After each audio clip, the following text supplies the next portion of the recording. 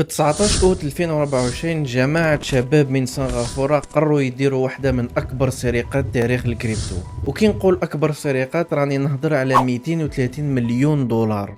كما سمعت 4100 بيتكوين تسرقوا في رمشة عين. كانوا 5 شباب من بينهم مالون لام 20 سنة، فرشتال 18 سنة، وجون دانيال سيرانو 21 سنة، عايشين مع والديهم في أحياء عادية، حياتهم كلها قدام البيسي، لكن ذكائهم يبدع غير في النصب والاحتيال.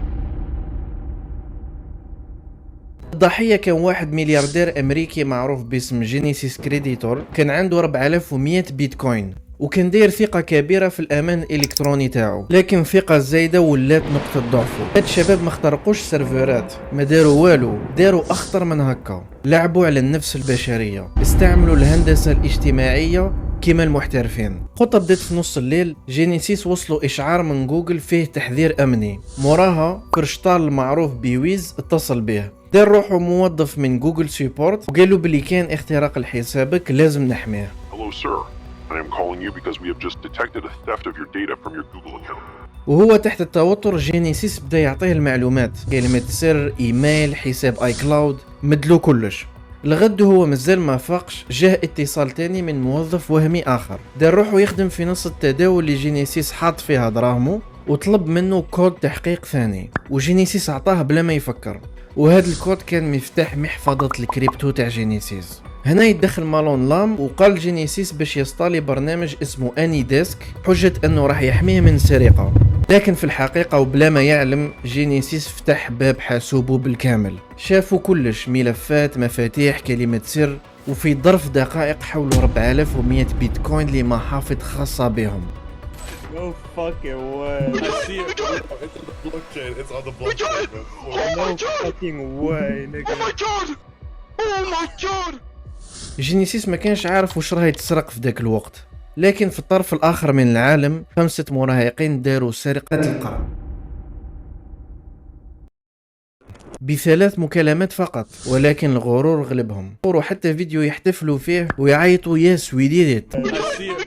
It's on the blockchain. It's on. وش كانوا حابين يبرهنوا ما على بالناش، لكن هذا الخطأ البسيط هو اللي راح يكلفهم كلش. بسرعة بداو يخفيوا آثار البيتكوين، استعملوا تقنية بيل شينز، يقسموا البيتكوين لعمولات صغيرة ويحركوها من محفظة لمحفظة ومن حساب لحساب، بدلوا العملات من بيتكوين لللايت كوين للإيثيريوم وكملوا بالمونيرو، والمونيرو لا يمكن تتبعها نهائيا.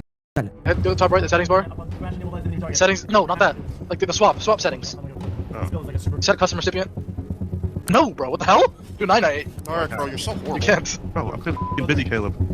لكن وسط كل هالذكاء كان تناقض كبير ما بيناتهم، عقليتهم تاع هاكرز محترفين وتصرفاتهم تاع مراهقين تالفين. مالون ما قدرش يقاوم، سافر لأمريكا، سكن في لوس أنجلوس، ليالي فخمة في اي بي، طوموبيلات، و560 ألف دولار في ليلة واحدة. شرا لامبورغيني، بورش، فيراري، جي كلاس، دار حفلات في ميامي، كرا فيلا خيالية.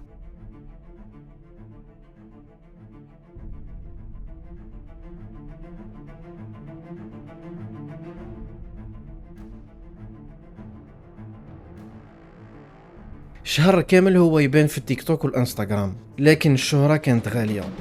زاد شرا ساعات الماس، ملابس من غوتشي، برادا، وكان غير يمد دراهمه في الكباريات. Guys, I can't even make this up when I say that I just woke up to a Birkin in my bedroom because a man gave it to me in the club last night.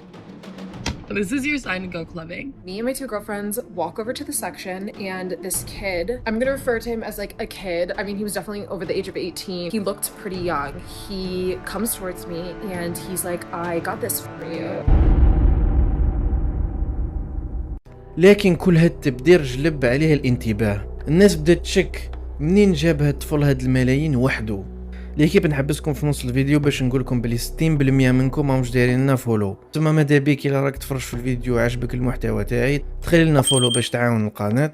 نخلي لكم لاباج تاعنا اونلاين سيرفيسز، خصك اي سيرفيس اونلاين، اورو، دولار، تشري دي جو اوفلاين، اونلاين، اي سيرفيس اونلاين بلا ليميت تلقاه عندنا في لاباج اونلاين سيرفيسز. نخليكم على الفيديو، مشاهده ممتعه. الشرطة بقات تراقب من البعيد واكتشفوا انه جون دانيال استعمل نفس العنوان بزاف، ومن هنا بدا الخيط يتفك. شافوا حتى الفيديوهات اللي كانوا يصوروهم وين كانوا يضحكوا ويعيطوا وين بينوا الاسامي تاعهم. FBI دخلت على الخط وتعاونوا مع عدة دول. في 19 سبتمبر 2024 داروا إنزال على منزل مالون في لوس أنجلوس، موبيلات FBI، أسلحة، درونز، وضربة قوية على الباب.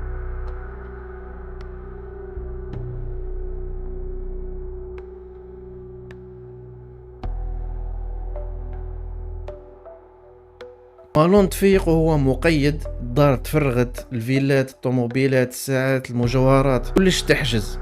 الهدف على الأقل يرجعوا 50% من المال، والبقية تقدر تكون مخبية في محافظ مجهولة أو تبدلت بعملات اللي ما نقدروش نتبعوها.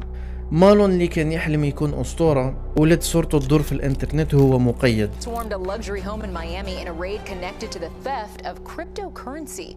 The government says it's worth hundreds of millions of dollars. Authorities took Malone Lamb into custody. At the same time, the FBI arrested Jandiel Serrano in Los Angeles. They say he's connected to the same investigation. They're charged with conspiracy to commit wire fraud and conspiracy to launder money. وسط الشرطة مكسور، حياته ضاعت. كان حاب الشهرة لكن جاته من الباب اللي ما كانش يتمناها. هاد القصة ماشي غير سرقة، هادي مراية تعكس واقعنا.